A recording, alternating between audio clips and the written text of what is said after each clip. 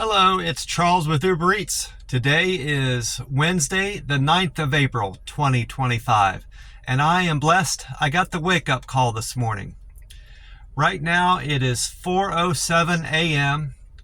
and sunrise time is 7:15.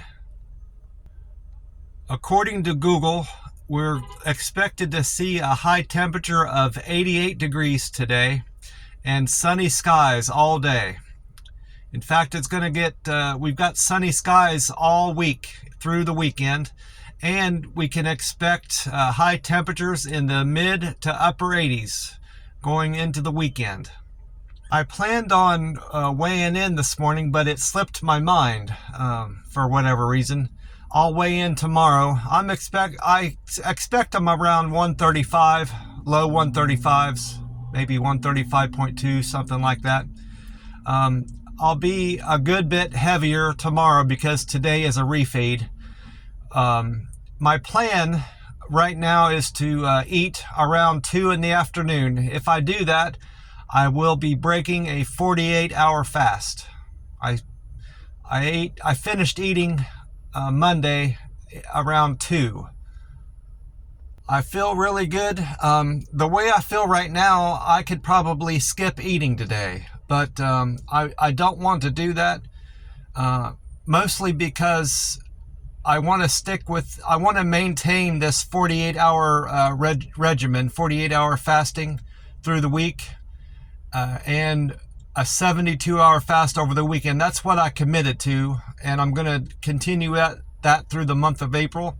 Most likely, I'm going to get back to doing rolling 48-hour fast, eating once every other day through the month of May, and trying to determine what the best breakdown of macros best fuels me and helps me maintain those rolling 48s. Right now, I haven't found one. They're all the same. I've eaten. I've had high carbs. I've had plenty of water before one meal, less water before the next. I've tried dry fasting. I've had heavier fats with a meal. Higher protein is my plan for this weekend to see how that does. There may be no ideal macro, one over the other. It just everything's helping me maintain my weight. So we'll see. It's just kind of an experiment at this point.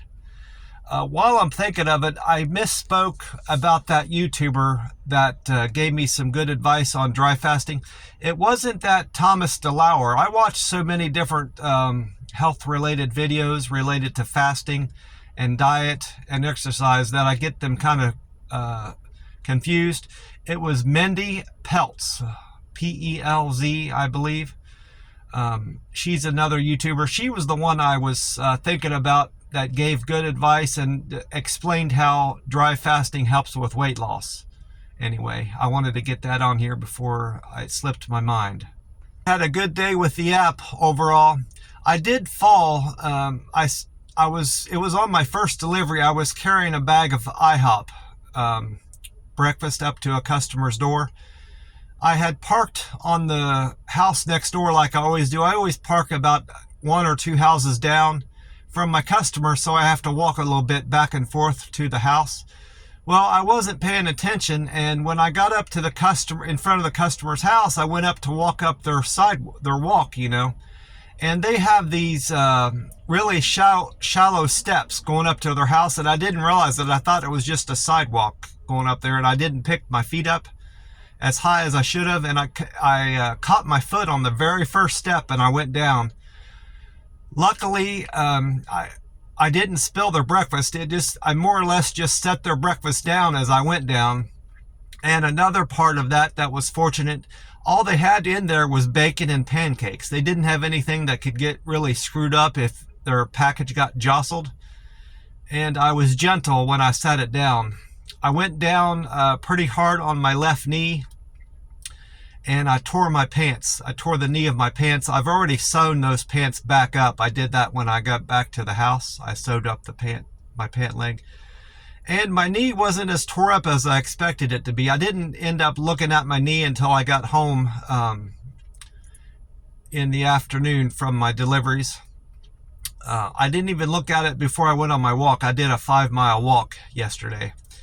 And it hurt me initially when I went down, but when I got back up and I got back in my car and went on with my day, it wasn't hurting me at all. So I didn't expect it to be very injured at all, and it wasn't. It didn't even bleed. I just barely broke the skin. So I've went down on my knees before, and it's been an ordeal where I've had to favor that leg for a while, and can't even tell I injured it. So no worries. And like I said, I did my 5-mile walk, so with no trouble yesterday. So I went on. That was my very first delivery. I went on with my deliveries. I had IHOP. I did a Dunkin' Donuts, which was my best delivery, that 1014. Then I did a Stripes, a Jack in the Box, and a Wingstop. So, and I made good money on all those deliveries. So I ended up deciding to cut my day short. I could have certainly delivered longer into the day. All I had planned yesterday was laundry, Uber Eats, and my walk. So I made such good money, I decided to cut my day short and get on with the rest of the stuff I had planned yesterday. I did get my laundry done. Luckily for me, nobody else was using the laundry room in the house I'm staying in, and I didn't have to clean up the dryer very much. Sometimes I get in there and whoever it was in there before me leaves lint all over the top of the dryer, and they don't clean out the lint trap. But whoever used it before me took care of all that for me, and there wasn't anything left in the washer. The last time I went in there to use it, somebody had left their stuff in the dryer, and I had to go around asking everybody if it was theirs, and eventually the guy got back to the house and got his stuff out of there for me. Like I said, I did another 5-mile walk yesterday. I didn't know how I would feel with my knee and everything, but like I said, when I initially came down, that was my first thought. Well, my first thought was if I had ruined this guy's breakfast, and I didn't. So then I thought, well, I hope I'm able to do my walk, and I was.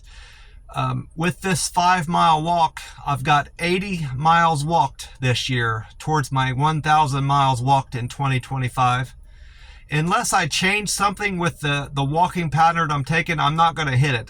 I'm going to be closer to only getting about 600 or 700 miles this year, which will be a little bit disappointing because I did commit to doing 1,000 miles. I'm going to probably have to take some time off from work if I'm going to make that goal.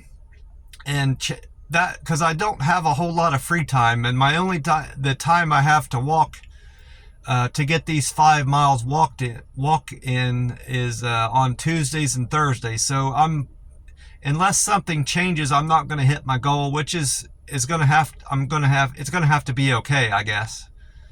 Well, I'm going to cut this video off. They didn't have that guava sugar-free, calorie-free drink that I've been getting, that Monster energy drink. So today I went with Monster Energy Ultra Blue Hawaii. It's still 10 calories per can, which isn't nothing. My body's burning more than 10 calories just to get those calories. So I'm considering that a 0-calorie drink. The same thing goes for all those low-calorie foods you eat. Celery is a 0-calorie food, even though it has a few calories. Coffee is a 0-calorie drink, because your body's burning more than that just to get the calories out of there.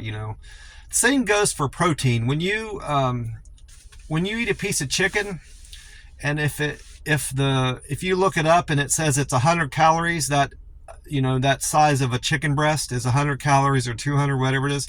That's not 200 calories. Your body has to work harder to burn protein, is what I've learned from my research. So that's why protein is such a good energy source. You're replenishing your own protein in your body, and you're fueling yourself, and your body has to work harder to get those calories out of that meat, if that makes sense. So that's why protein is such a great food source. Well, that's just about it for me. I want to wish you all a great day, and God bless you. I will talk to you soon. Bye for now.